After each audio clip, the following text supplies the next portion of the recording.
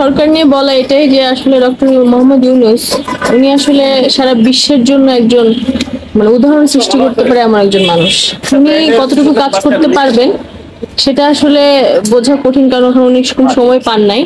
কিন্তু সবচেয়ে বড় কথা হচ্ছে ওনার যে যোগ্যতা, ওনার যে চিন্তা চেতনা, উনি যে ধরনের কাজ এত বছর করে আসছে সেটা আমার মনে হয় না আর কেউ কখনো বাংলাদেশে করতে পারছে। এটাই তো সবচেয়ে বড় ব্যাপার যে বাংলাদেশের ইতিহাসে কেউ কখনো ডক্টর ইউনূসের মতো একজন মানুষ সরকার পদে আসতে পারবেন কিনা সেটাই আমার সবচেয়ে বড় সন্দেহ।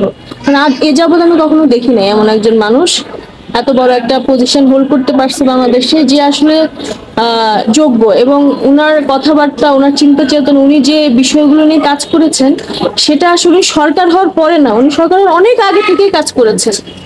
এবং উনার আন্ডারে কারা কাজ করবে সেটা একটা অনেক বড় বিষয়, যারা হচ্ছে উনার এই চেতনাকে ধারণ করতে পারবে। এবং সবচেয়ে বড় কথা, উনি বাংলাদেশকে যেভাবে রিপ্রেজেন্ট করতে পারবে বিশ্বে, আমার মনে হয় না পৃথিবীর কেউ এটা পারবে, কোনোদিনও সম্ভব না। উনি একজন নোবেল লরিয়েট। সো একজন মানুষ নোবেল পুরস্কার কখন পায়? যখন সে তেমন কিছু একটা সৃষ্টি করেছে যেটা আসলে নোবেল পুরস্কার পাওয়ার যোগ্য। আমি এটাই বলতে চাই। পরিচয়টা বলুন। আমি আসলে কি বলবো, আমার নাম মেহনাজ পারভিন তুলি। আমি একজন শিক্ষক, আর আমার একটা ছোট বাচ্চা আছে। আমি শিক্ষকতা করি, আমার পেশা শিক্ষকতা।